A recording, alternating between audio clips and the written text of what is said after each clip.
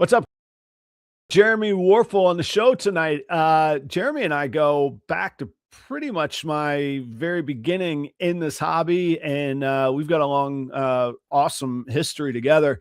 And he's here to hang out tonight. You might be wondering where he's been, what he's been up to, what happened. Did anything happen? Is he all right? Let's talk about all that and kind of get into it. I think it's something that a whole bunch of y'all might need to hear a little piece of. Maybe not a big piece, but anyhow, stick around. I got a fun show for you. Let's get to it.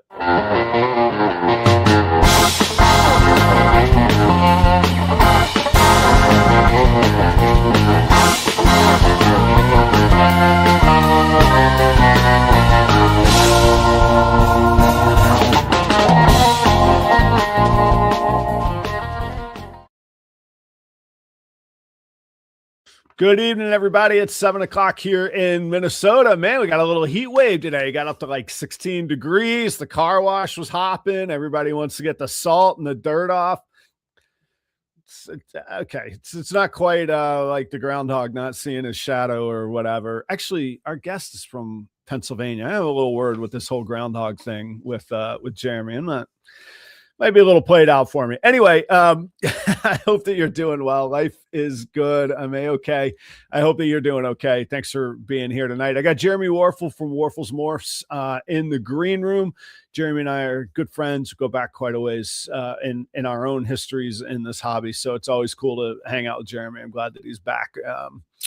We'll catch up in just a moment. I vended in La Crosse, Wisconsin this past week.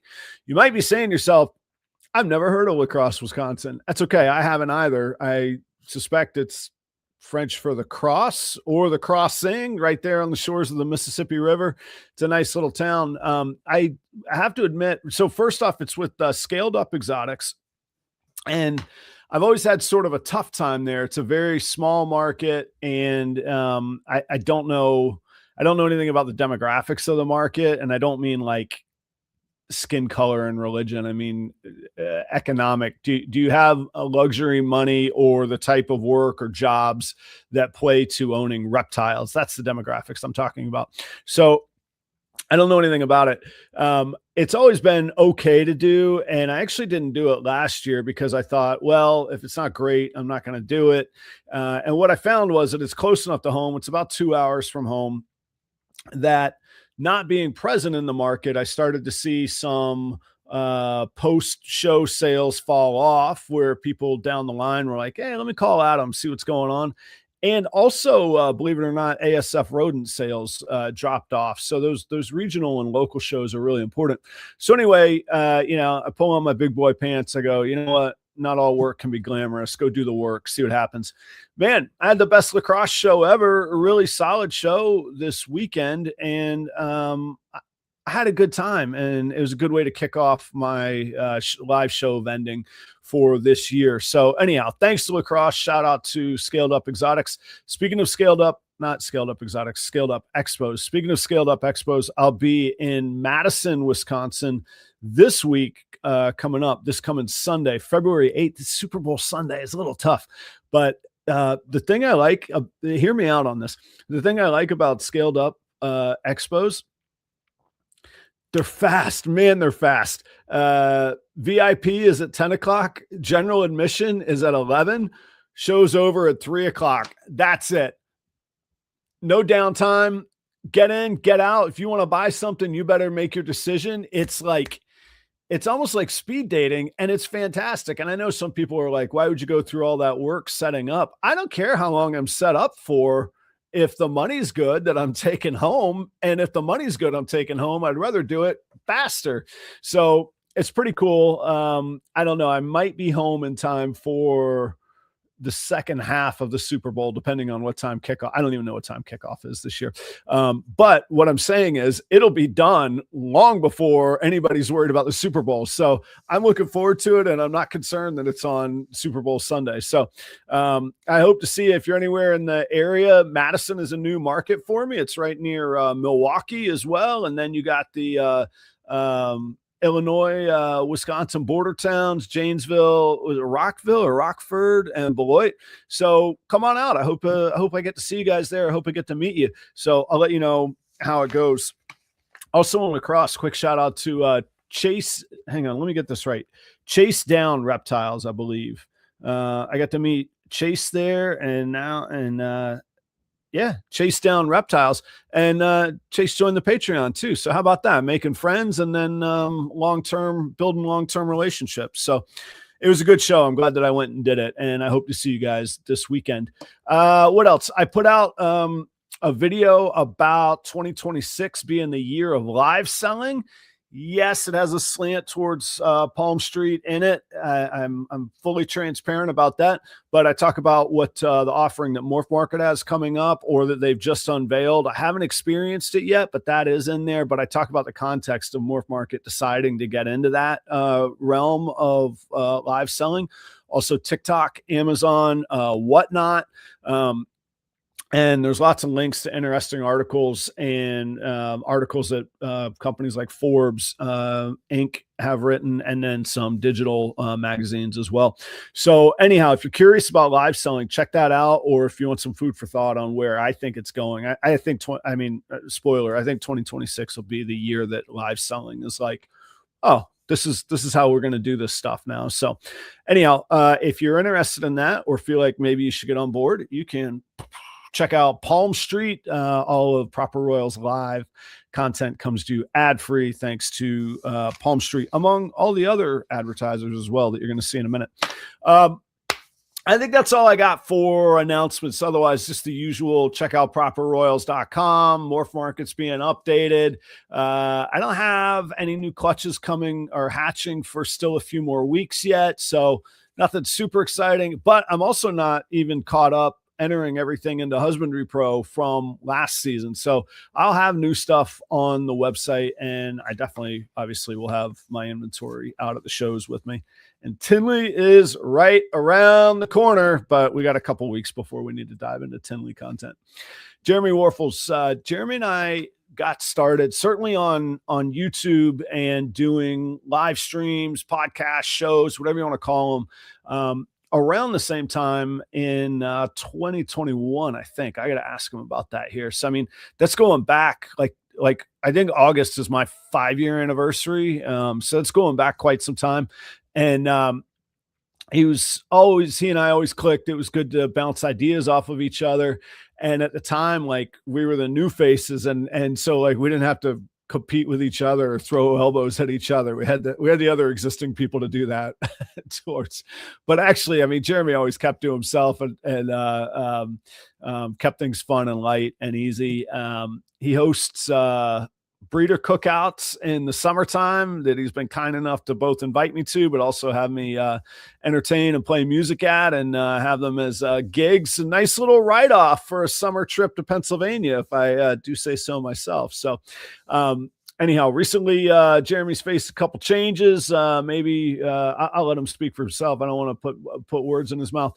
But when we were chatting, I was like, man, we got to do an episode about this. Plus, we got to hang out. I always like hanging out with an old friend. And I like to think that the people that are some of my closest friends are some of the best people that I know too. So I think he's a really great person. He's hosted me in his house with his family numerous times, fed me. I've eaten at his table, drank a beer or two with him. And I'm just really thankful for Jeremy and this hobby. So welcome back to the Proper Royal stage, Jeremy Warfel.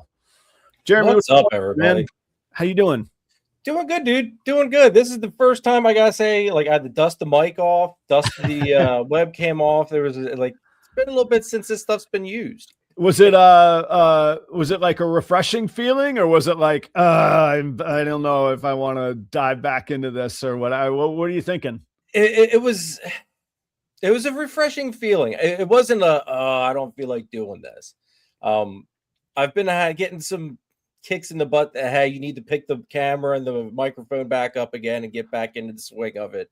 Heard on a couple people said that there's a few people that think I like got out of the game and just disappeared and just up and vanished. And I guess I kind of did up and vanish, but I'm still in the game.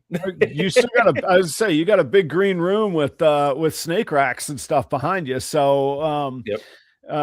And before I forget, I'm sorry, Jen, I just saw your question from Erie Reptiles. You know what? I'm going to catch up on that on Thursday, or just check out the video. I talk about it a little bit, but the short answer is I think they're two different things. They're similar and have good benefits, but I think they're different things. So yeah, Jeremy, I wanted to actually, coincidentally enough, another Jeremy that I know saw the post today, and he says, shoot, had I done any show prep, I would have had this pulled up. It says, hey, I saw you're going to have Jeremy Warfel on tonight. Ask him why they don't do their Sunday night show anymore. I liked watching those guys on Sundays. So you got a little shout out, but you know, the audience wants to know what's up, what's going on, man. And by the way, oh, here he is right there. Thrive Reptiles. Thank you, Thrive. So what's been going on? Life, dude. Partway through, I'm gonna say probably about beginning of fall-ish. Around that time, end of summer, beginning of fall, my co-worker that made my life a hell of a lot easier, because we were both on the same brainwave. Like, we didn't have to talk during the day. Like, we could just go, we'd bust jobs out. I'd get home at a good time. Everything was hunky-dory. He ended up just up and leaving. And that ended up, they threw me another guy that basically, as my one boss had put it when I went in there and had to sit down, talk with him, he gets stuff done, but his pace is just barely not reverse. It was bad. So I went from getting home anywhere between 2 to 3, maybe 4 o'clock was a late day, and I was getting home 6, 7, 8 o'clock some nights. And you've been doing these, like, you do like super early mornings though too. I think I remember you were talking about, like, even like at the barbecues, I was like, I probably won't see it because I'll be gone at whatever time. And you're like, I might already be out of here. Like, I mean, you're doing early days, right? Yeah. My days started at 6 o'clock. Yeah.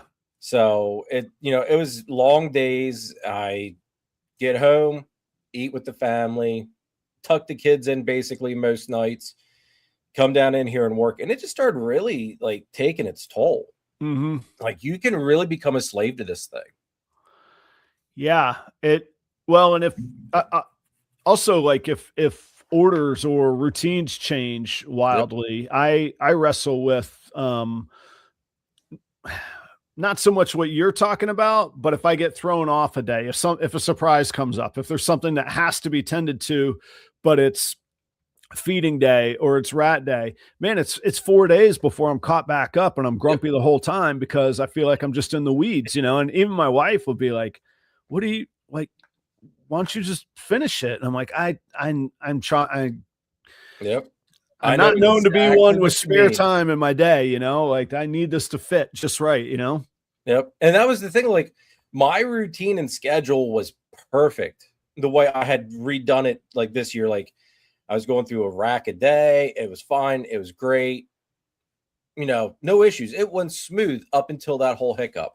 Yeah. And then things got, I'd come home, depending what time it was. If I was super tired because of whatever was going on that day, I'd be like, all right, I'm just going to pass out tonight. I'll get it tomorrow. Well, then things get pushed like back a day, like you said. Next thing you know, Saturday's getting taken up. And, Hadley and it was one thing when Hadley and Hudson were little, because they, you can't do a whole lot with little babies. Like, they don't want to go out and do stuff. Well, let's be honest. Dads are pretty useless for a little while. As far as the kid, sorry, this is coming across wrong.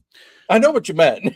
Dads are there to support the moms who are what the kids need, and they support everybody by doing that. But actually, a tiny baby, there's not a whole lot. I mean, other than being supportive and changing some diapers. I mean, there's yep.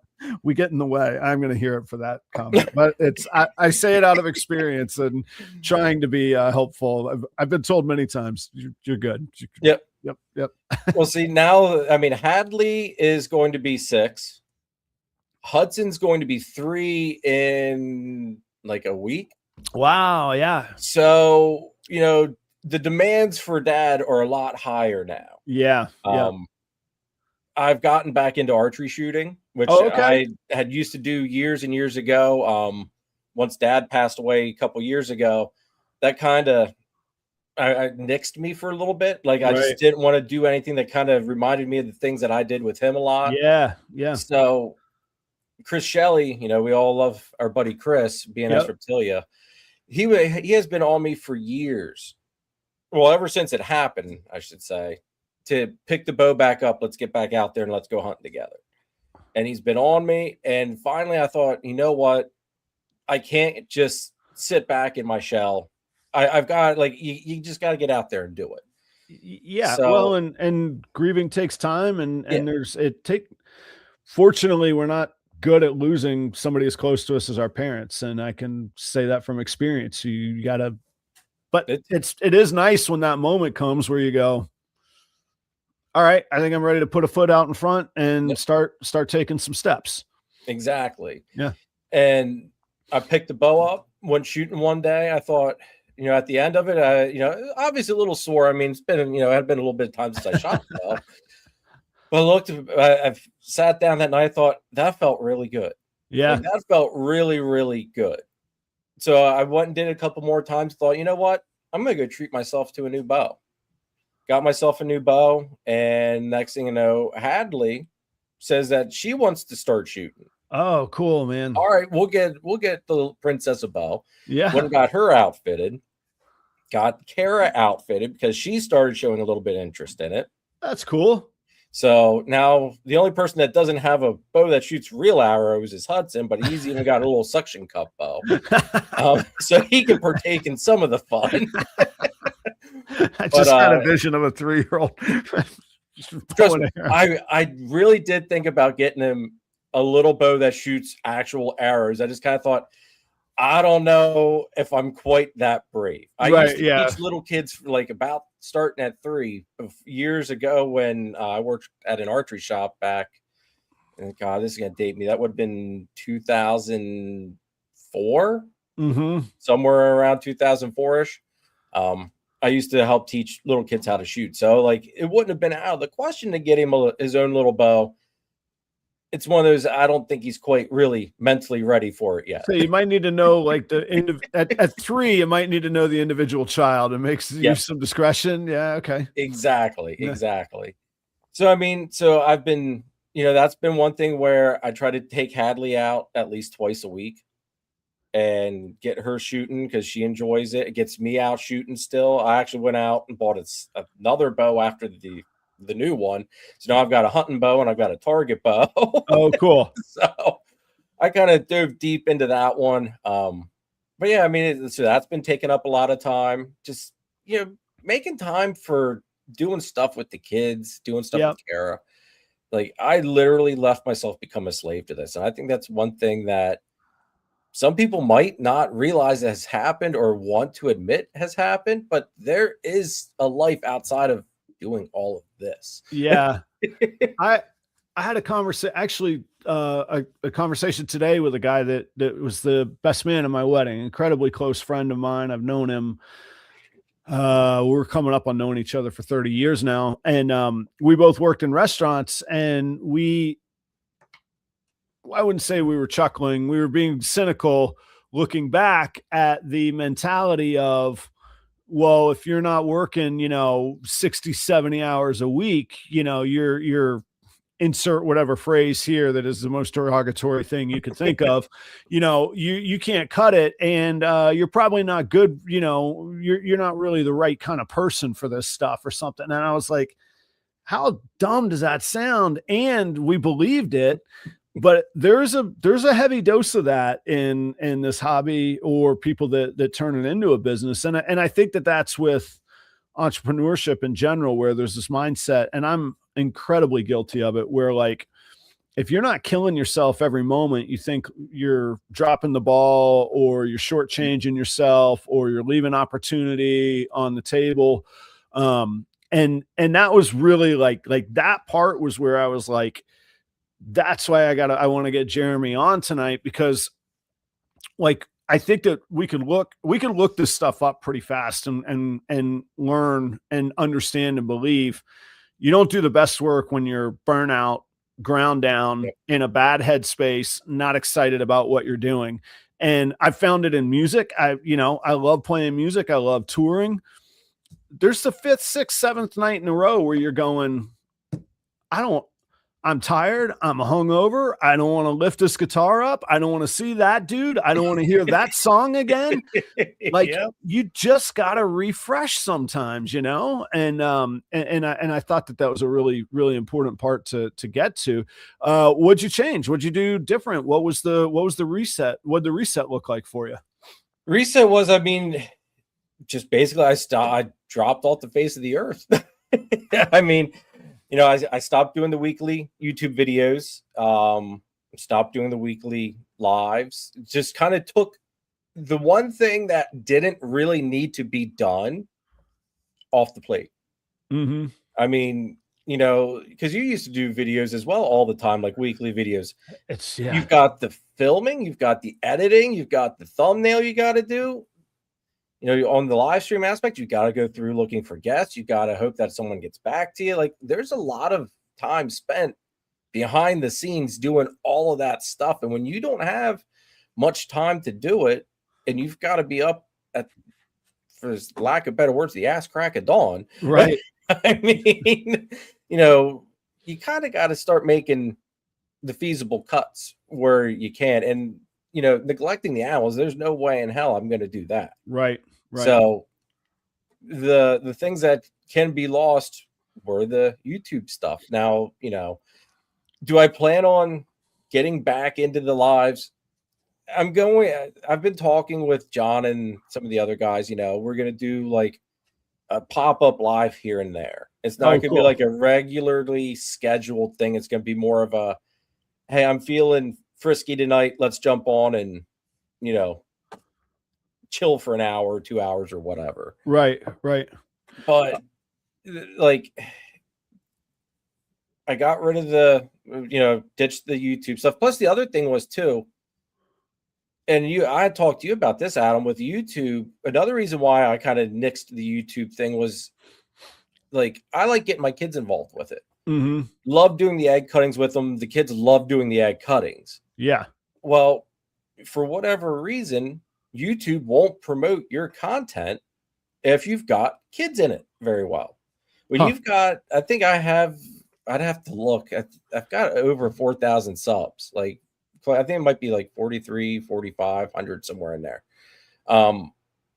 When you've got that many subs and you're looking at a video and it's only getting maybe 100 views, it's kind of like, what's going on? Yeah. And I get, maybe now everybody wants to see egg cuttings. Maybe that's what it was. Maybe not everybody enjoyed watching the kids, get loud and excited over what was going on, which I will say, Hudson does get a little squealy sometimes in his excitement. But that, to me, like, that brought more joy sharing those experiences than making a stupid video did. So it's like, if the videos aren't performing well, why am I taking the time out of my day away from my family to do those videos? I'll just share the experiences with them, not worry about filming it. And we'll just have a jolly good time and do it and still keep them involved. And, we'll just share the memories together like that. Yeah, I guess I have, well, first off, absolutely, you should keep it fun and it should be fulfilling.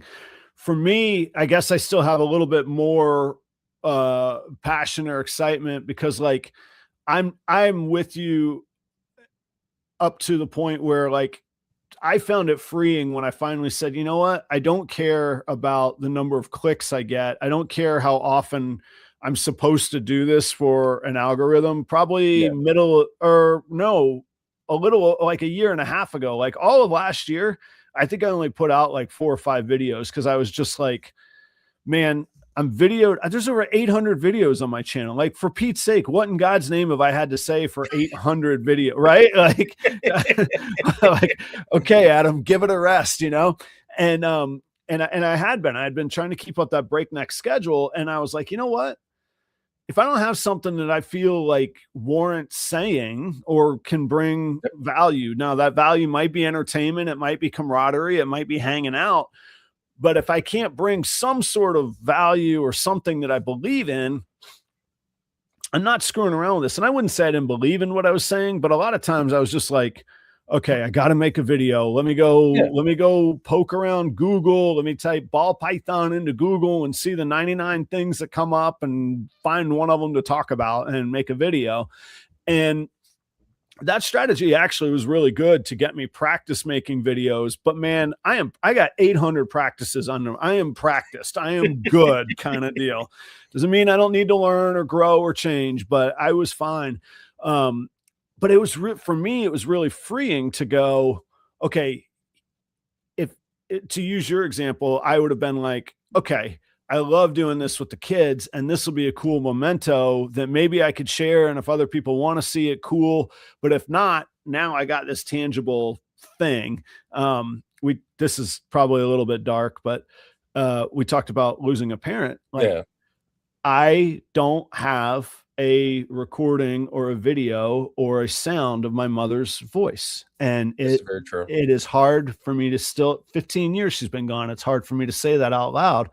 And stupid things screw with us, but that's something that screws with me. And at least I can go, well, you know, one day my son's damn sure going to have plenty of recordings of my voice. You know, if I leave him nothing else, he's going to have my voice ringing in his head. So like, I find little things like that, but the part of, I felt freed when I was able to go, look, I just want to be authentic in what I say, and I don't care about the clicks. Now that clashes with business sometimes when you're trying to land deals and people go, well, send me your metrics. And you go, all right, if that's how you do business, that's how you do business. But I can't promise you that my metrics are through the roof, because I'm probably a little more authentic and just straight to the point and play less games than some other people do. And I'll leave it there. But nonetheless, though, I think you're spot on where you got to go. Like, if you had to make a video to be able to eat dinner and feed your family, of course you're going to do it and you're going to figure it out. But beyond that, you don't owe anybody. Nobody owes anybody anything. You don't know the algorithm anything. You don't owe clicks to anything. You don't owe anything other than business arrangements and agreements. And those can be talked through anyhow, you know? The other thing, like the one thing you had said, you know, is spot on. If there were so many times I recorded something just to try to come up with like good like a content, you know, going over something that somebody might look up or need to know about, until I was like, I would go down a rabbit hole on that topic. And it would, like, when I'd start editing it, I'd be like, I started at point A. I ended up at the other freaking end of the alphabet. By the end of it, it's a 20-minute video. And it's like, no one's going to watch beyond 10 minutes, probably, if that. It's like, so I'd try to, slim it down. It's just like, this just, like, it wasn't flowing. It didn't sound right. Just forced, right? Yeah. So all that time trying to edit it just to delete it. Oh, it's just like I tried that so many times. I mean, there is some stuff, you know, where you can genuinely tell, you know, I was into what I was talking about. Right. There were some videos where it's just like, you can just tell I was just there trying to, you know, pump something out that was informative, and I wasn't exactly feeling it.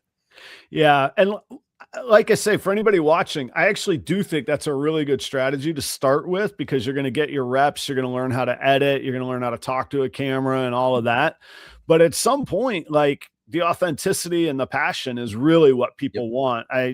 One thing I really believe in music, like every now and again, there'll be like a real music nerd that'll be like, those weren't the lyrics. And I'll be like, I don't really think anybody cares what I say. I think they care how I make them feel and how I connect with them. And like, the thing with most lyrics is, like, you have a couple anchor words that have to rhyme, but how you get to those words, you could just put gibberish in there a lot of times. So and I don't like having a music stand in front of me, between me and the audience, because I want to connect, you know?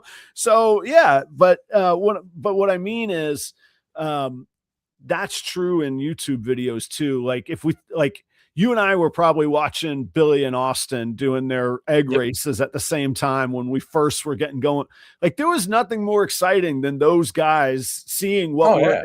I have no idea what their egg combos were. I don't recall one bit what the combos were that they were hitting or discovering. I remember how happy and enthusiastic and fun those guys were having, you know? Yep. So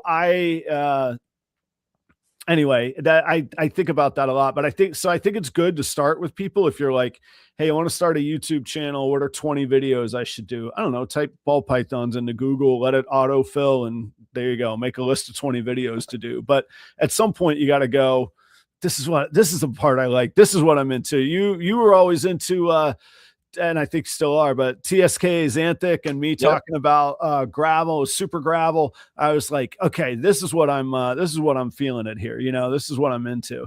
I say the Axanthic stuff. I still love the Axanthic stuff. Yeah. The carpet pythons. I mean, everybody here knows if you watch the channel, like these guys here, they're in my opinion the coolest snake to ever be on this earth.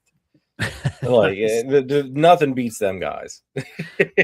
Well, so I earlier I asked, and you talked about some like family activities about what the reset looked like with animals and the snakes and the hobby. What did your reset look like? Did you downsize? Did you change focus? Did you not change anything? Did you just say I'm cutting the media out of my life and the rest was fine? How did that all work?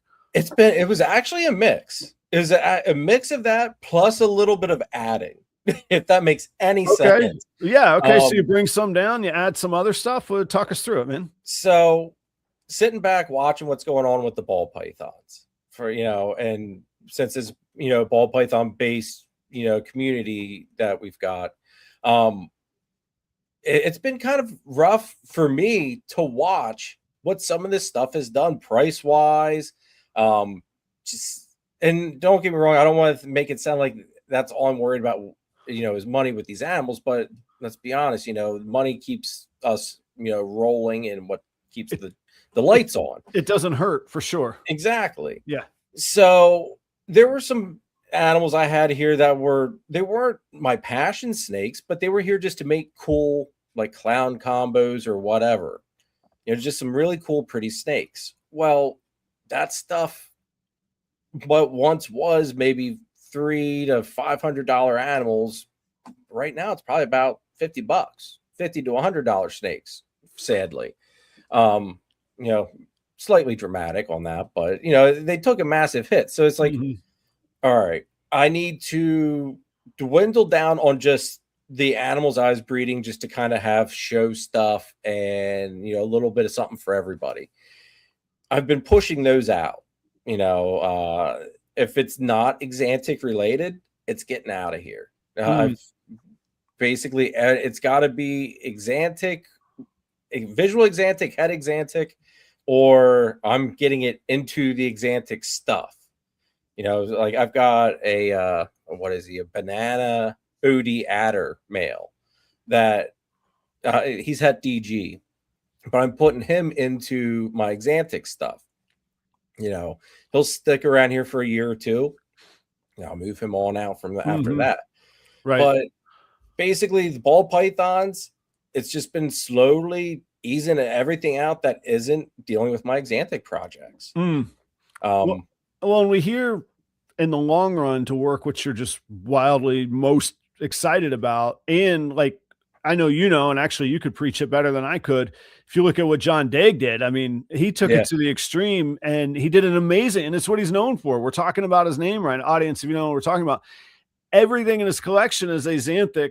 Yep. And it didn't limit him. He has clown Axanthics. He has, pied Axanthic. He has anything you could imagine, but it's all Axanthic and it's Axanthic focused. And that was the aha moment for me when I said, I got to find a gene or a combo that I can take the John Daig route with. Yep. And that was super gravel, really, although now I'm enjoying just gravel by itself and all these different combos. But how's it going to tie back to gravel is always my question on that. And that was the one thing with me, like whenever everybody in my group always makes fun of me, they can put up one of the most colorful, beautiful ball pythons that they've got or that they've made so far. my brain automatically switches it to how can I, what's that going to look like black and white? Like, I can't help it. That's just what my brain does. So, like, if I don't think it's going to look really good in black and white, I'm not going to keep it around either. Like, it's like I've got to really focus in, because the other thing is, like, with the carpets, I've got these behind me, but I've also got 8 that are yearlings. So they're going to be growing up, so that they're going to take up a lot more space, and carpets make a lot more babies than ball pythons. So I've got to kind of plan ahead as to what do I want to work more with. Right. And that's also part of the fueling aspect of it too, is I enjoy working with the carpets 1,000 times more than the ball pythons. You've always been excited about those carpets, man. And seriously, like you have. I mean, you light up talking about the carpets, man. I can't, like, if anybody has ever watched Jurassic World, whenever I work with these guys, I feel like Owen Grady. Like, that's how they're, I don't know, they're just a completely different beast. They're on key. Like, they don't look like, like, to me, I always tell people with ball pythons, they look like the lights are on. Nobody is probably home. The carpets, like, the second they see you in the room, they're watching you, they're paying attention to what's going on. And I enjoy that interaction. Like, yeah, there's something going on in that head. And that's what drives me to them so much. They're cool. I never, I'll admit, they never quite clicked with me. And like, I never want to throw around like various, I wouldn't even say medical conditions, diagnoses, but I get obsessive and I get compulsive about things that I'm excited about. And I just go headlong into them, hence still doing this show and ball pythons. So I never looked outside of ball pythons. Like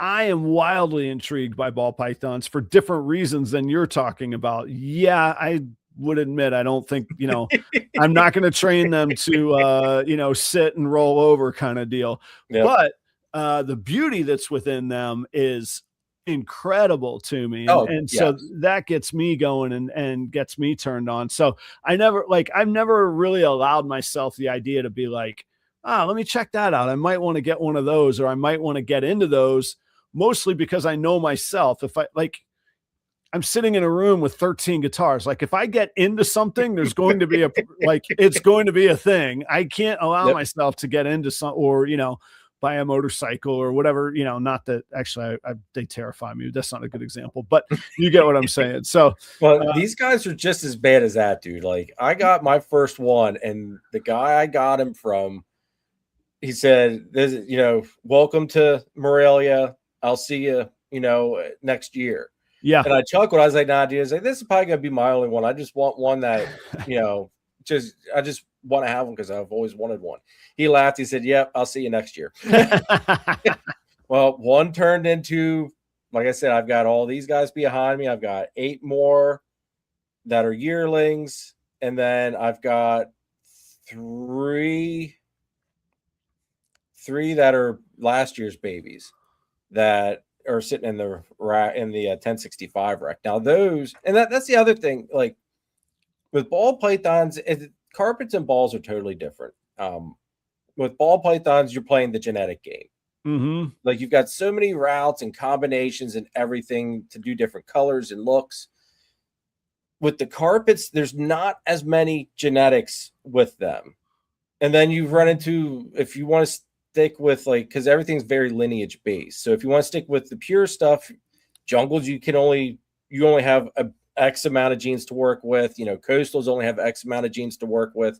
And if you don't, if you're trying to keep the stuff pure, you can't branch out and cross anything. So it's a very unique realm, I guess is the way to put it. Let me ask you on that idea. Would anybody know if you did cross it? Like, depending on what it is, yeah. You would. Okay. I'm actually, you can tell night and day. Like, you can tell that there's influence from other stuff there. Okay. So there's a prototype that you're aiming for the prototype, but then also trying to refine that prototype or magnify the best parts of that prototype. Is that how you would say? Basically, yeah. I mean, with carpets, it's more line breeding. If you're keeping the stuff pure, so you're like, some people might, they might want very erratic patterns. Like I've got a male, I don't know if the male here on the bottom, you can't really see him very well because of how far he is. Right. But his pattern's very jumbled up. It's very crazy. But he's also got a lot of black pigment coming into where it should be yellow.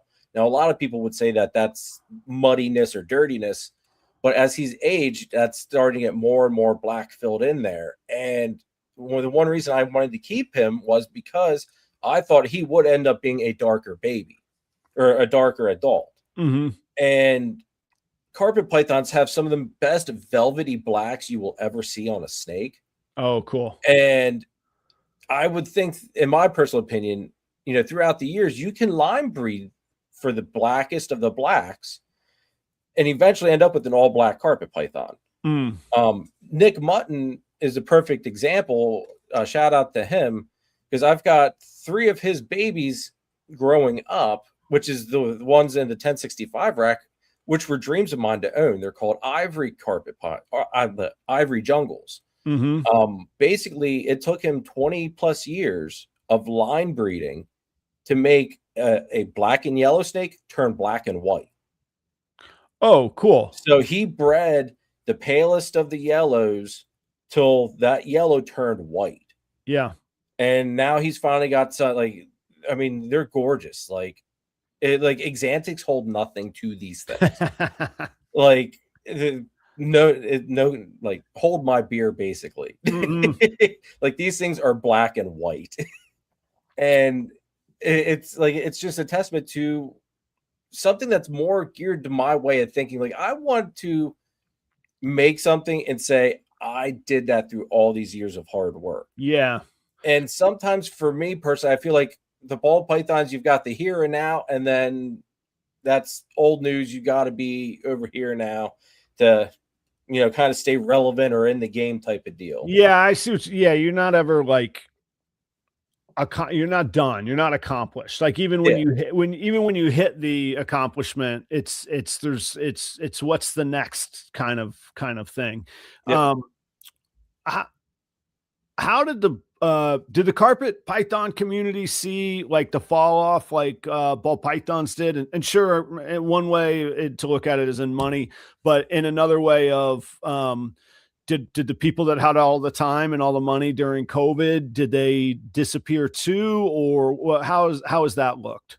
Well, I will say this: I've had so many people message me wanting carpet pythons that they definitely outnumber the people messaging me buying ball pythons. Well, I think you did a great job. I mean, speaking about working years, I think you did a great job as establishing yourself, certainly in the ball python world, as one of the carpet guys. I don't know in the carpet world if you did so successfully. I'm sure you made headway on it, but like, as like the Venn diagram overlap of ball pythons and carpets, you're easily one of the voices that comes up and one of the names that comes up. I think you did a great job with that. Yeah. And then the carpets were initially just to be I really love these things. Once I decided I was going to get into breeding with them, it's like, I really love these things. I'm just going to do them as a side thing.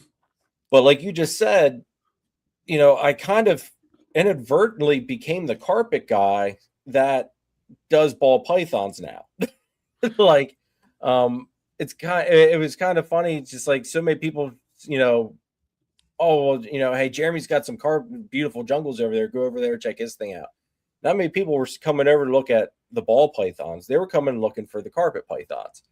And sorry, I heard a noise back there. It sounded like a thud. I'm like, what? Anyway, now, have I made the big footprint in the carpet industry?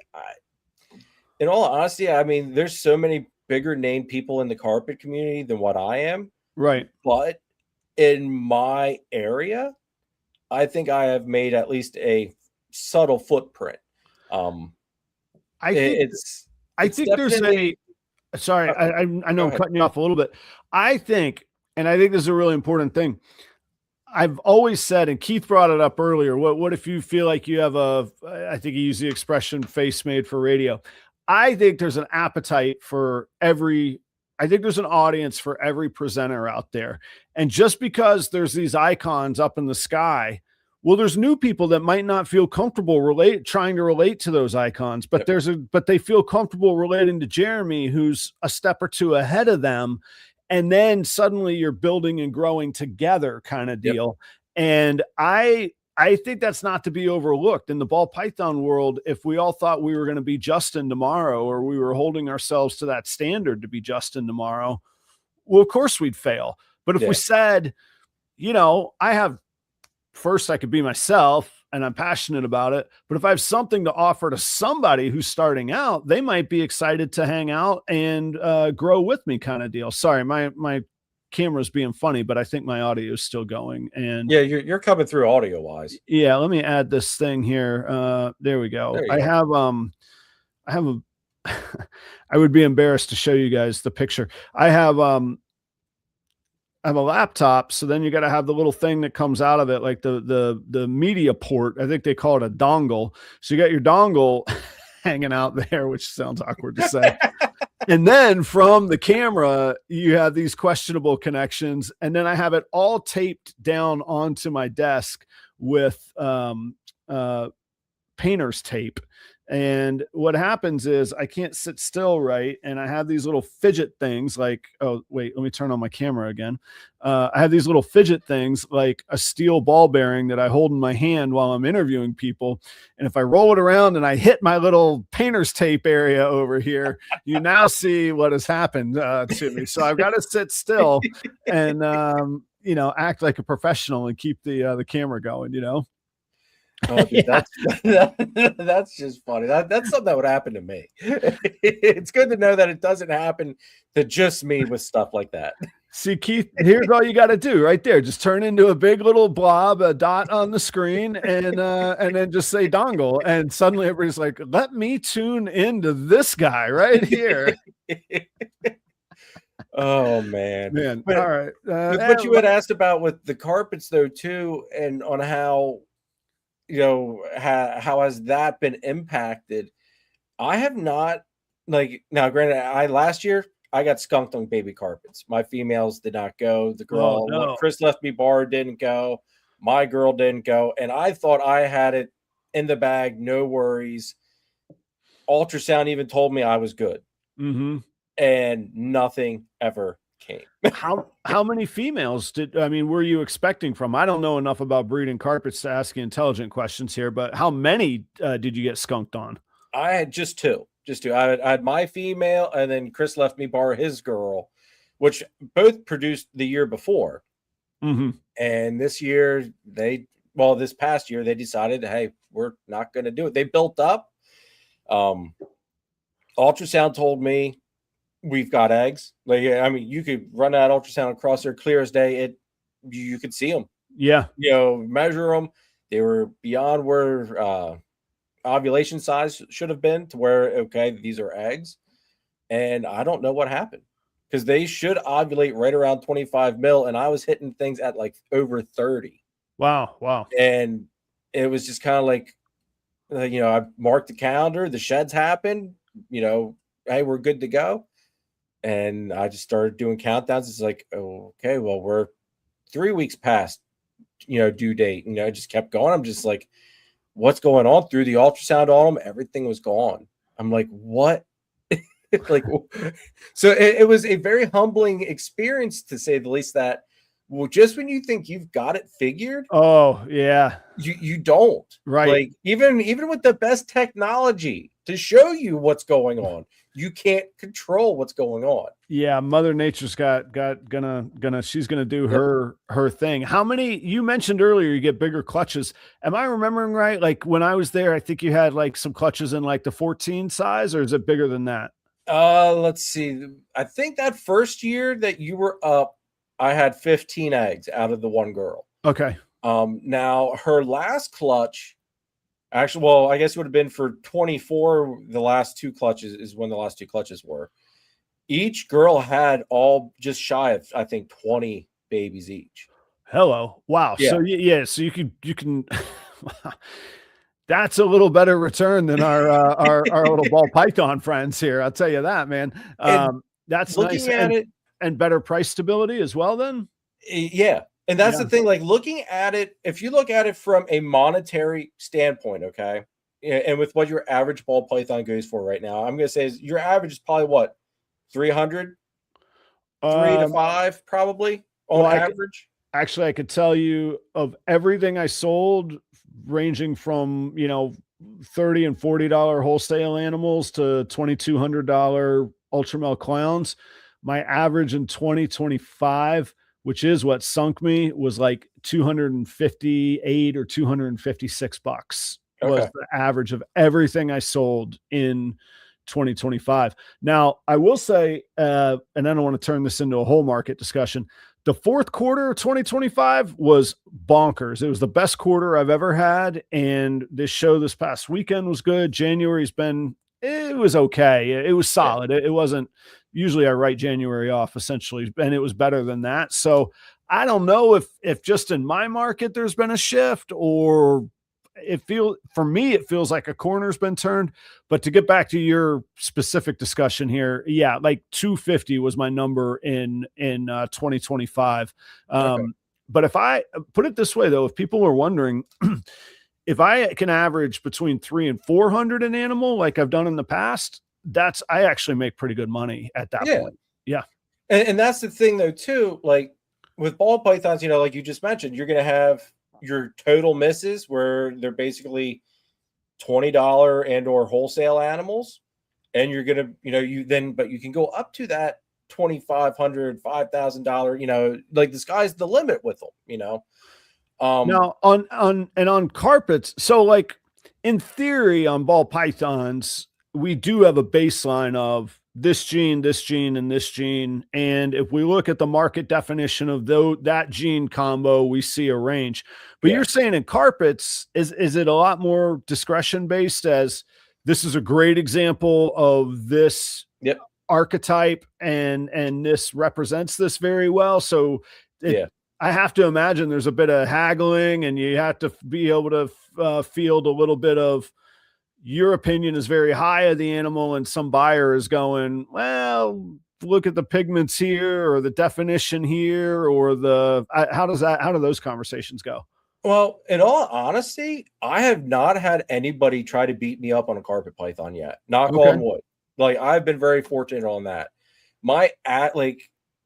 Here's the cool thing with the carpets. When they're babies, that's the worst they're gonna look.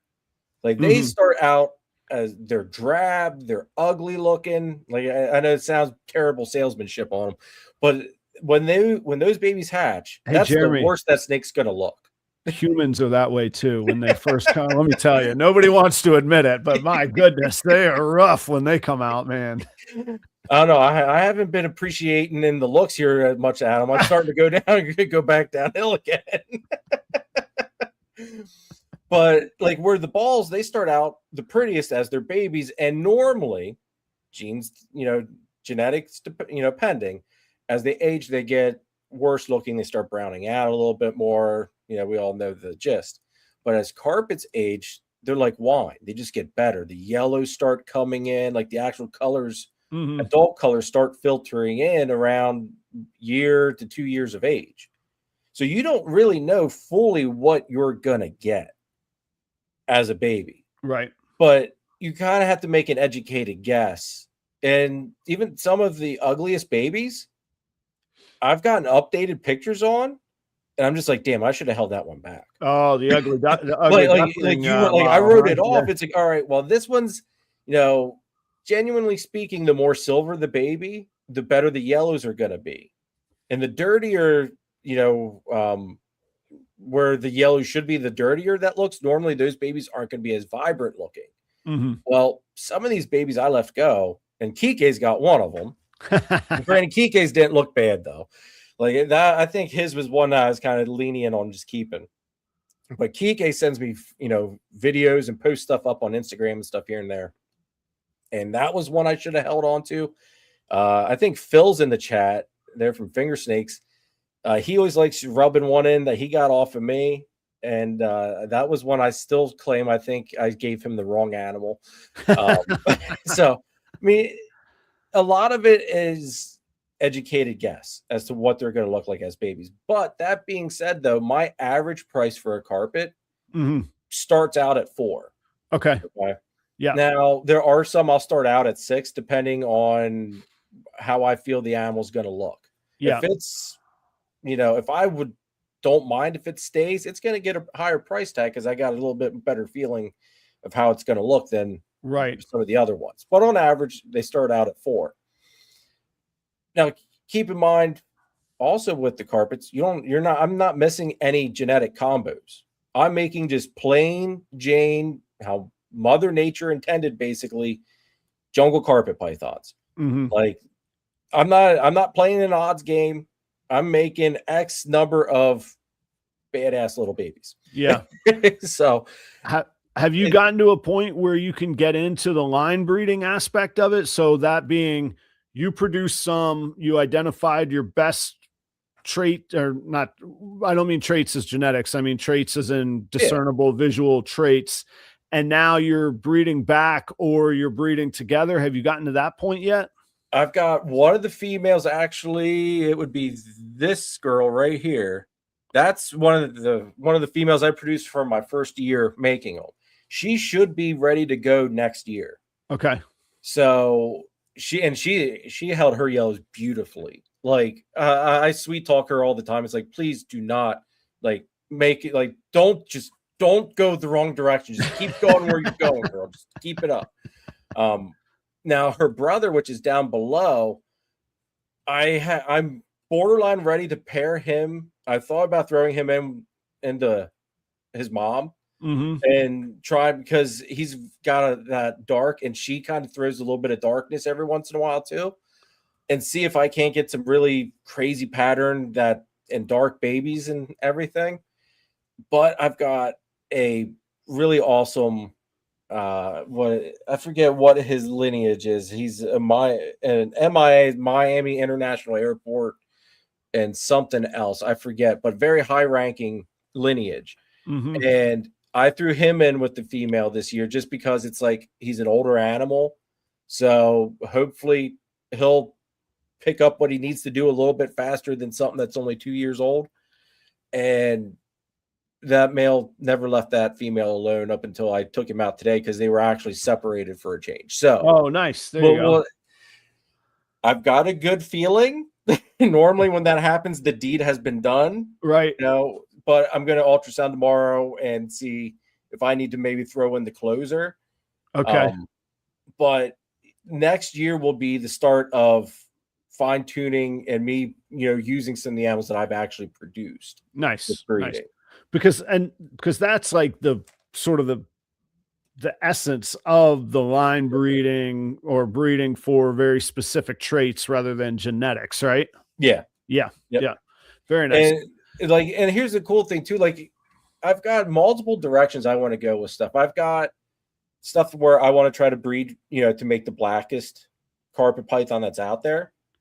And then I've also got a thing going where I want to be making a carpet that is just a very crazy pattern looking animal, where it's full blown, pure jungle, but doesn't look like it's a jungle.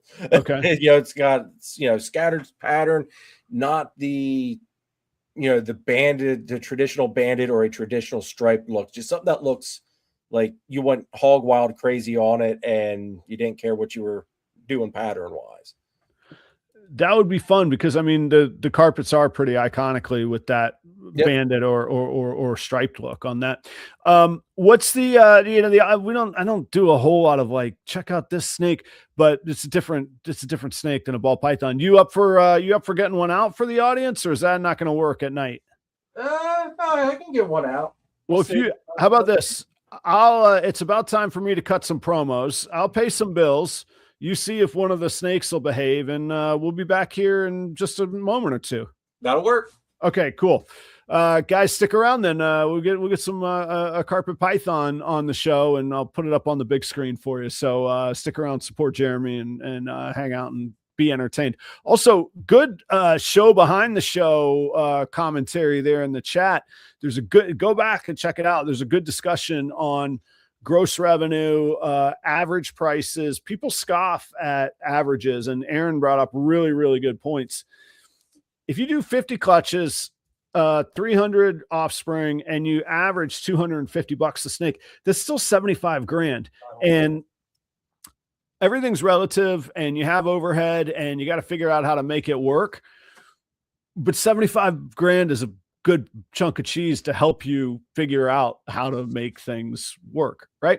So, and that actually belies the point that I was making, where if I can get up above 300 or to 350 average, that's really where I can make some money. And I'll have to do a video sometime on my average sale price over the past few years of each year. But that's another video for another time. Guys, check out Redline Shipping. If you want people you can call, oh, come on, get that there. All right, there we go. Get the focus. If you want people you could call for support when you're shipping your live animals that are important to you, you could call. There's a phone number. You can call at Redline. They'll talk to you about how to package. Temps are changing. I can't believe it. Here in Minnesota on Thursday, we're going to have a shipping window open. Check out properroyals.com. But if you have questions, you're going to be able to call them. They're going to help you out. They have the materials and the resources, the physical stuff that you could buy from them, the appropriate shipping equipment as well. Their user interface is fantastic, and you're going to get the people with the best institutional relationships and knowledge with FedEx as well. So Redline Shipping, use the promo code PROPER5 on that. I just sent out a bunch of sheds today to shedtesting.com. That's Charlie Williams. You're going to hear the name Phenome.com. Phenome and Shed Testing are now one. Phenome is a reptile genetics company, and Charlie is still handling all the shed testing, but he is now a part of Phenome. So you'll start to hear that transition over time, but that's still the same great company, and Charlie is still running the show on the shed testing portion of it. In the past 6 or 8 months now, it's been a little while now, but Charlie upped the game with the lab that he uses so that he could process more sheds faster. He could do it more accurately because there's less human interaction when you're dealing with a commercial lab, less hands handling the sheds, making errors, all of that sort of thing. So you're getting it more accurately, faster, and he lowered the prices. Faster, better, cheaper. Man, you can't ask for more. Use the promo code PROPER10, get yourself 10% off of 2 orders of shed tests. So you can order as many tests per order as you want, and 2 times you can get 10% off, Proper 10. And that 10% is 10% off the prices that he just lowered things to. Low prices, you're saying, Adam? Yeah, you could do a 10 panel recessive test for 10 recessives, $85, $8.50 per test when you purchase it that way. Fantastic, right? Sundog Serpents. I think I saw Josh in here not too long ago. That is Josh and Sarah Allen down in Orlando.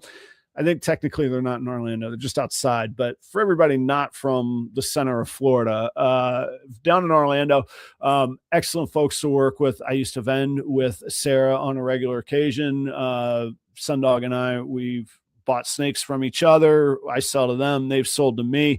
We're working on a clown monsoon project together this year. They're people that I trust and do business with.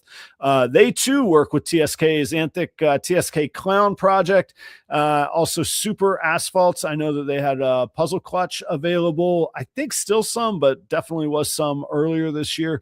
Check them out. And I believe there was word of a chocolate hypo clown, not chocolate, stranger hypo clown clutch as well. So give them a shot. Check them out. See their inventory on Morph Market. You can follow them on Instagram as well.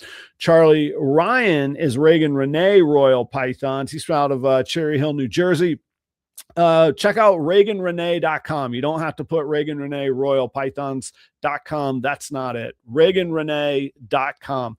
Go check that out. His full inventory is on ReaganRenee.com, and he's going to hook you up for going there. You're going to get free shipping on everything that you purchase on ReaganRenee.com.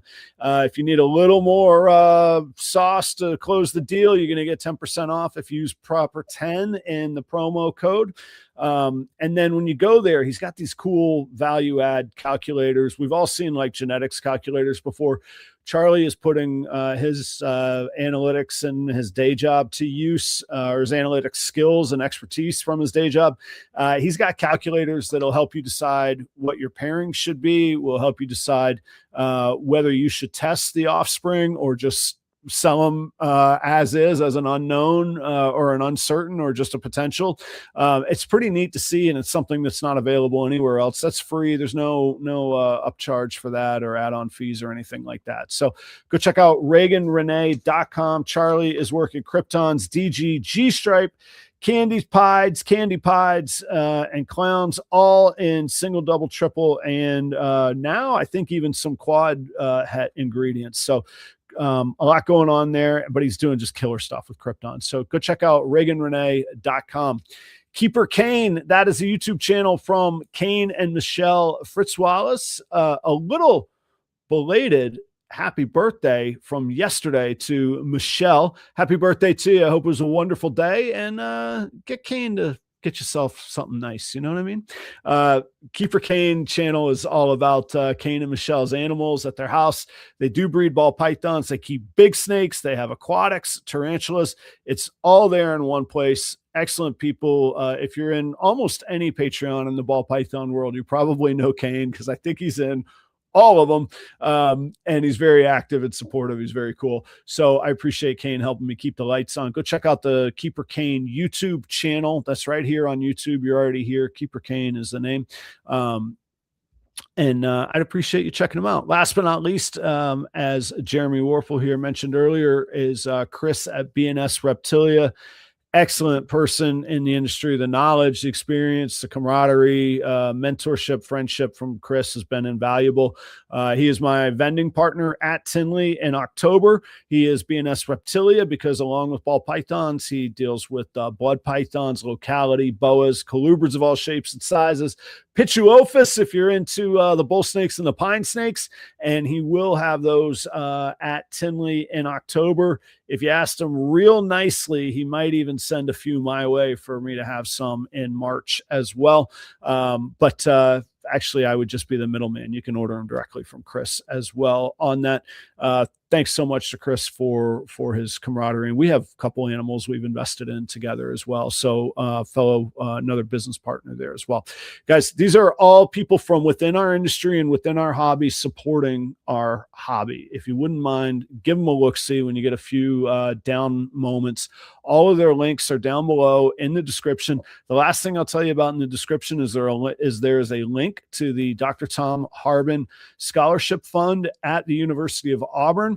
You can contribute any amount there. No amount is too small. It goes to an endowment. It is set up financially to perpetuate itself perpetually. It will go on forever. Only the dividends are distributed. So that base amount, which when you contribute, the base amount grows and makes the dividends that can be distributed in the form of reptile-focused veterinary scholarships at the University of Auburn. Those grow, and that is how this scholarship is funded. I think it is an amazing legacy. I don't like to think of myself after my own death, but I could only be so fortunate to have such a cool legacy. So anyway, if you're thinking it is a little tax time, I think you could still make some 2020, 25 deductions and contributions. So anyhow, go check them out. Thank you all very much for all the support. Audience, you're at the tip of that iceberg for me. Cheers. Thank you very much. Jeremy, what do we got in your hand there, man? Let me put you on the big screen. This is the jungle female that I produced my first year. Okay. She is the one holdback. What's her name? Is this Xena here? No. Xena. Yeah, we don't get Xena out. I was going to say that out. Yeah, that's what I thought was the rule. Like, I remember I wasn't going to deal with Xena. Yeah, Xena also ended up becoming Xander because she was a he. Dude, that was a whole that was a whole big thing my first season. You know, it just goes to show you sometimes snakes can be tricky with sexing too. Yeah, yeah. But no, that was also a whole big fiasco of, what the heck's going on? Why aren't my snakes breeding? Yeah. But now, as you can see, we got it figured out. This is the female from that very first clutch that I did. All right. So if you had to do like a 30-second carpet pythons for dummies, it's a beautiful snake. It passes what we call the grandma test. That is a vibrant, high contrast, high pattern snake. What are you looking for beyond that? Beyond that, I mean, a lot of people think that these guys are really nippy and just evil little snakes. Well, you can tell that they are anything but. Yeah, that one's great, huh? I mean, some of them, yes, they could be little jerks, but I know a couple ball pythons that I've got over in one of the racks that they're also jerks. Right. So, carpets are not the evil little snake that they have been branded. They can be just sweet and easy to work with, but you can see like she doesn't sit still. She's out investigating. They're always trying to, go somewhere. So they're interactive and they keep you on your toes. They keep you thinking. Right. Jeremy, not you, Jeremy. Jeremy in the audience asked earlier, how big will those get? Do they top out around, what am I thinking, around 7 feet, or how big do they get? My male, Xena, because Xena's like, that's just kind of what his name's been branded as from the dawning of time. He's 7 foot, all but 7 foot, if not, I mean, just maybe a touch shy of 7.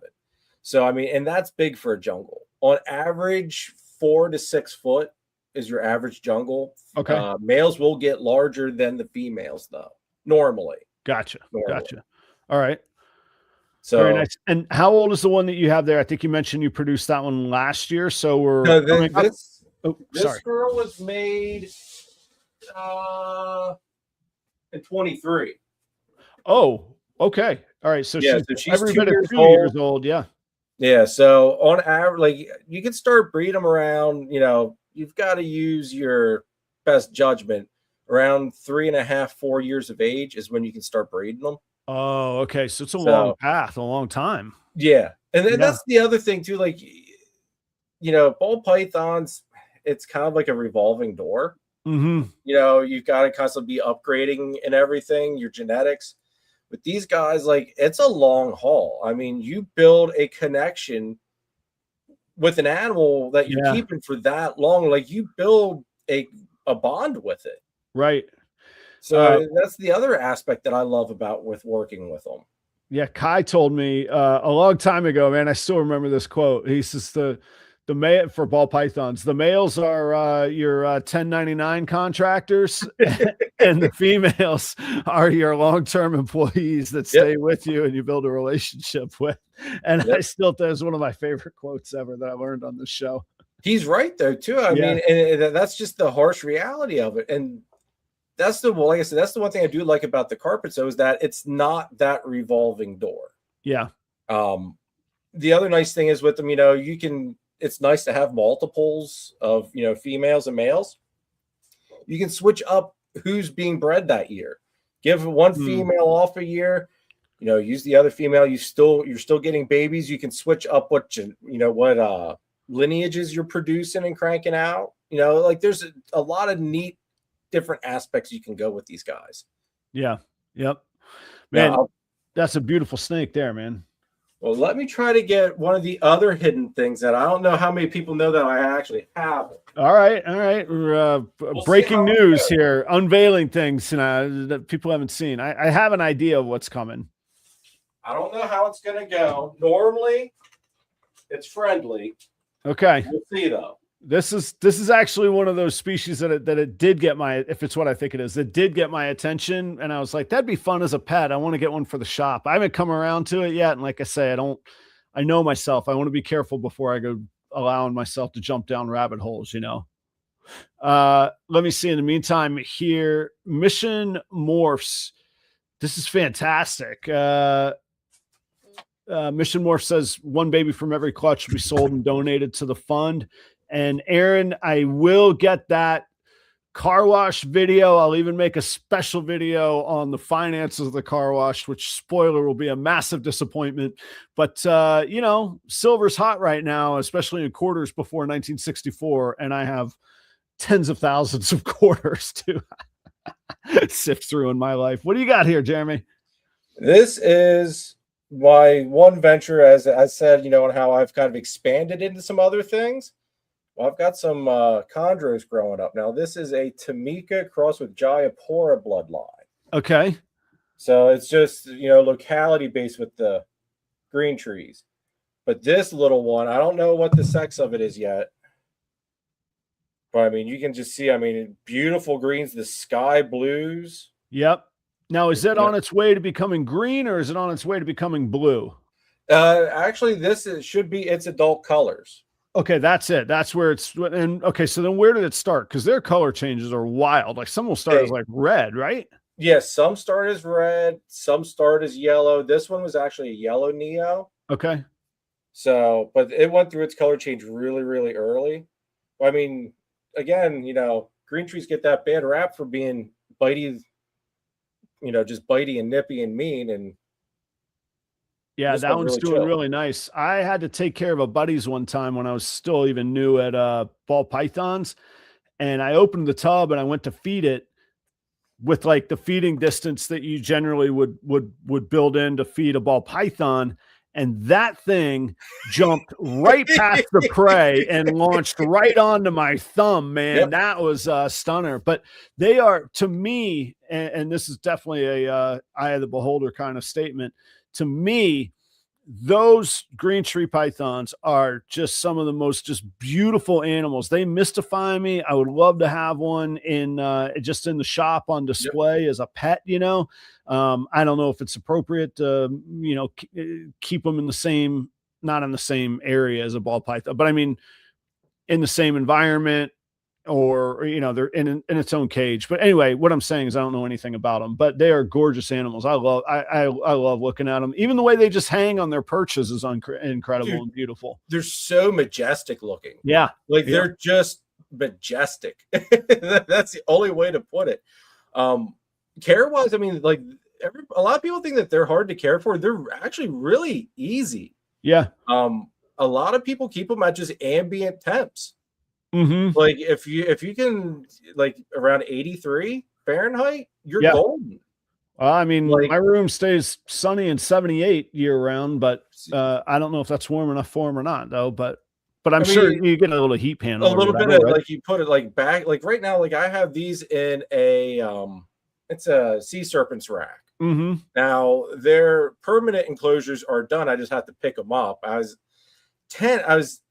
half borderline ready to tell you when you asked me about coming on, hey, let's wait a couple weeks because then I'll have the new enclosures and I can make these guys be the background. Oh, I gotcha. Because I've actually got this one, which has gone through the color change fully. I've got one that's going through the change, and then I've got a Biak that doesn't really like me very much. Fits the mold a little bit better. Yeah, she fits the mold a little bit better. Like she's not bad, but she's definitely not this. Yeah. It was kind of funny. I have 2 Tamikas crossed with Jayapuras, and then I had 2 Biaks. And the 2 Biaks came from Chris from a collection him and I had purchased together. Mm-hmm. And the one was like, I swear he hated the fact that he existed on this earth. Like literally, you open up the tub and all he did was try to kill you. Like that was it. That was his main focus in life, was he was angry he even existed. So I eventually told Chris, I was like, dude, it's like, I don't mind dealing with a snake that's got an attitude, but this is like a little over the top for me. He goes, if you want, he goes, I'll just take him. I said, all right, fine. I say, yours, done. Like I'm done. I'm done. This isn't enjoyable at this point. Right, And it was funny. I told Chris, like, dude, it's like the whole car ride here, because we actually did the swap at Shady Maple at one of our breeder breakfasts that we did. I told him, I was like, dude, this animal has been nothing but thumping the little Rubbermaid tub he's in that he can't see out of. Right. But he's been thumping in that tub, striking at nothing. Oh. And Chris thought I was being, dramatic over it. And he messaged me when he got home. He goes, dude, he goes, all I heard the whole trip home was thud, thud. Because he didn't stop. That's like, I know he hates the world, man. So that one, like those two kind of fit the bill a little bit more. But I mean, an animal that's so majestic looks like this, and you can actually handle them and work with them. Right. Like, and plus it really matches the walls. Like I was going to say, man, you couldn't have gotten that color match any tighter with the lighting on coming off of the snake. There were a couple of questions I missed from Josh at Sundog, and maybe we'll come to that one in just a second. Are you planning on, or what are your thoughts on making the hybrid Carpandros? Nope. No. Oh, okay. Nope, So there's no hesitation. Yeah. What drives that quick answer? That hybrids in the green tree and the Morelia world is the biggest way, in my opinion, to be stuck with a bunch of animals that don't move. Okay. Because a lot of people, they want pure localities, pure lineage stuff. That hybrid market, that's a very small market, in my opinion. That's, you're going to be hard pressed to be able to sell some of that stuff. Fair enough. I don't have a dog in that fight whatsoever, so it's interesting to me. My thought on it, and this is probably from my scars in Florida with FWC, when the day comes that whoever they are can't identify what's what, they just go, screw it, you can't have any of them. And that really is my biggest argument that I don't like for burn balls. I don't need FWC going, that looks like it has 1/8 Burmese in it, or, I'm out of that world. I'm in Minneapolis now, but we all know Florida's kind of the bellwether of national precedent that trickles down, at least where scenarios not involving temperature are. That's not a condemnation. I'm no judge. I'm no decider. I'm no anything. That's my thoughts that go into it. So I was curious when you said no way so quick, what your driving thought was. And the other thing behind it too is, and green trees aren't exactly as bad about this, just because you can get more green, you can import more green trees. Mm-hmm. But with the carpets, you can't get any more carpets in the country. What's here is what's here. Yeah, carpets are the what's here model. Yeah. Yep. So there's no importing fresh blood. I mean, you can get Papuans still from Papua New Guinea, but you can't get jungles, you can't get coastals, you can't get anything that comes from mainland Australia anymore. So you've got to watch about, and that's where the lineage thing comes into play too. You've got to watch what you're doing with what, because what's here is all that's here. Yeah. So I always used to, I don't want to say, I was like, oh, I'll never be a purist. But the more I got to thinking about it, it's like, if you want to, have reputable stock for a matter of speaking, you've got to watch what you do with it, because, you don't want to, I don't want to say blur the lines, but if you blur the lines, there's no going back. Once you get a cross, there's no going back from it. And some of the crosses, you can't really tell. I mean, most you can, but some of them you can't tell that it's really in there, depending on how the influence went. Well, and second, I'm sure that gets magnified second and third generation. If you decide, well, let me, all right, I'll stick with point taken. Josh was asking, what is the care routine like for carpets when you had your carpet out? He had asked that. I missed that question at the time. The care for them, it's super similar to the balls. Okay. A lot of people actually keep them too warm though. My hot spots for the carpets is 85. Okay. So I don't go the farther, if I start encroaching up on that 90-degree mark, you can tell a difference in the attitude. They'll start getting grumpier and a little bit more, screw you, I'm not out to deal with your crap today. Yeah. So, and around 83 to 85, spot on perfect for them. And then I give them a night drop too. Like I'll let them drop down to like 80 degrees at nighttime. And during breeding season, their nighttime temps go down to 70.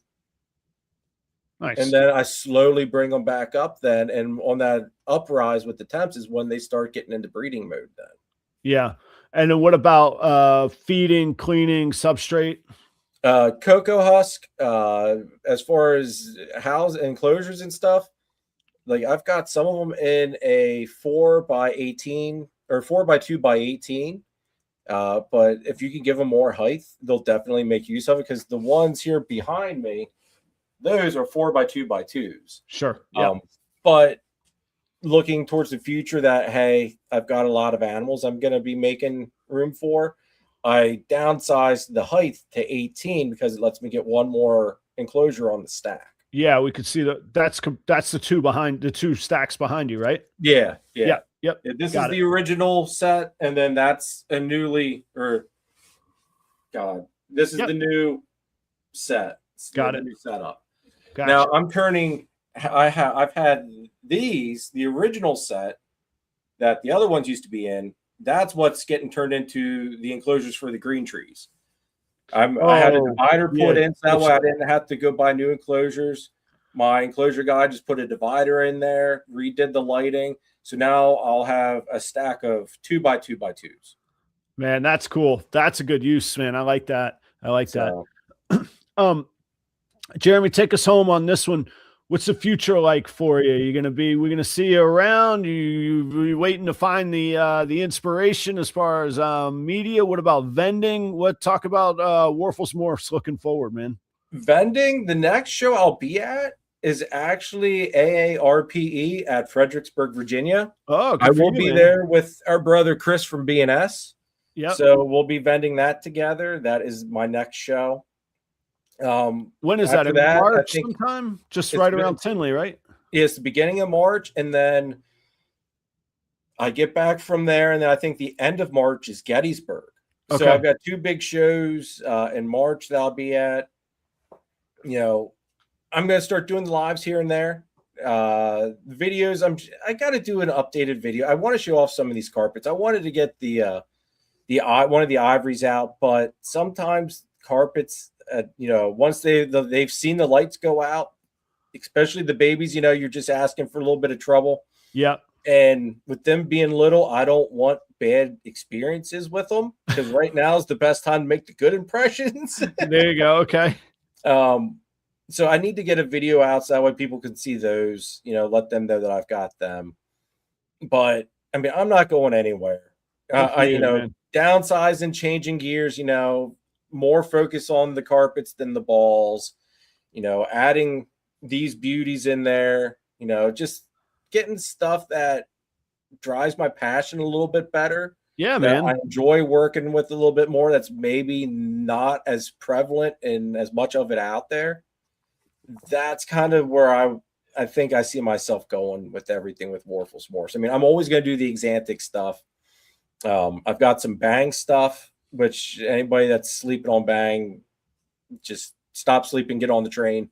I've got, hopefully next year, I don't think they're going to be big enough this year. I've got some bang doublehead axanthic clown males that will be ready to rock and roll for 27 season.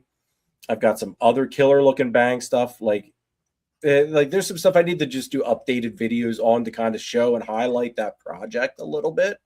Because some of it's I've got a GHI bang clown, a GHI Mojave bang clown. I think it's still out for debate, but I think I've got the Batman bang. So it's that one's really hard to tell because of bang gets better as it gets older, and you can tell that there's something going on with that animal that the other Batman doesn't have going on with it. But I'm not going to 100% say that we've got it. I just think we've got it. Uh-huh. But I mean, if I would have, that would be three animals that they're, as to my knowledge, they're the only ones that exist in the world. Right. At this point. Yep. So, I mean, there's still some really cool ball python stuff here that I'm really excited for. Obviously my axanthic stuff. Actually, I checked today. We've got, I think, our second ovulation. I think I missed the first one. Definitely caught the second one though, because she looks like she's going to explode. Right. And that's, right off the rip, axanthic stuff. That would be axanthic combos, het clown, pos het DG. I mean, if it's not axanthic, it's going to be out. We're just going to be black and white snakes, the carpets, and eventually these awesome little guys. Jeremy, I'm glad you took the time to refill your tank a little bit, and it's cool to hang out. Like I say, I think of what kind of where we started, and here we are now, still hanging out. I'm so happy that that's the case, man. I appreciate it. My best to Kara, the kids, and to you too, man. I appreciate it. Thanks for being here tonight, dude. Thank you very much for having me on. Like, I always enjoy sitting down, shooting it with you, and just hanging out. Like, the whole reason in case anybody doesn't know, the whole reason anybody ever had a Sunday show from me is because of Adam. He's the one that sparked this whole thing off. So, who knows, maybe he'll be the one that reignites that flame and you all start getting your Sunday shows here and there intermittently and everything else. Well, man, you don't know, there's no rules. You don't know anybody anything, and honestly, you're doing them a disservice if you're not excited about doing it. So when it's very true, when it's right, you're going to know it, man. And hey, thanks for the kind words. You're the one that pressed record and started talking, though. You could say whatever you you did all that. So thank you very much, man. Dude, thank you, man. Thank you. It's been a pleasure, as always. And audience, next week, same place, same time. I got Justin Weinrich from Morph Jungle down in Florida. First time guest on the show. They're getting rarer and rarer out there, but Justin's awesome. We used to vend the same circuit. I've known of Justin for a long time. I'm seeing him in person on the vending show circuit, and we've gotten to know each other a little bit. It'll be really cool to connect with him, and I'm glad to finally have him on the show. So hope to see you next week. Go follow Warfel's Morphs if you're not on YouTube, Instagram. Where else? Morph Market. Where else, Jeremy? Morph Market. We've got Husbandry Pro Store. That's probably the most up-to-date thing because I keep slacking on updating Morph Market. There is things up on Morph Market though, but YouTube, Instagram, I've been slacking on IG. YouTube's the main thing that I was hitting. So I guess at the moment I just need to get something going again. Just follow and be ready. You never know when it's going to hit you, right? Exactly. All right, guys. Thanks for hanging out. I'll keep it going on Tuesday nights. And thanks so much for being here. See you guys. Yeah, same intro, outro. It's all the same. Boom.